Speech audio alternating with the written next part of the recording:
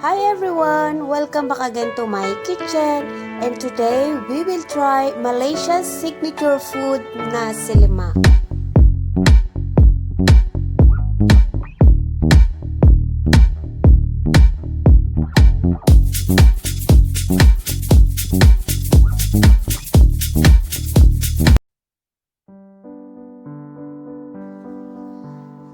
Hi everyone! So as I mentioned earlier, this recipe is the country's signature food. Everywhere, every place, you can see many stalls selling this food early in the morning or in the evening.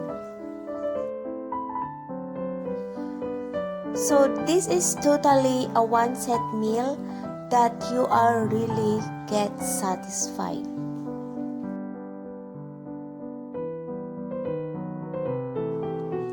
So if happens that you are visiting Malaysia, please don't forget to try when you go back home.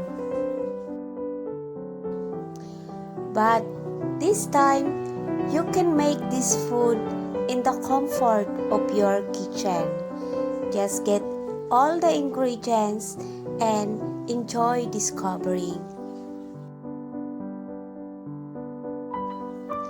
So please stay tuned, keep on watching, and happy cooking.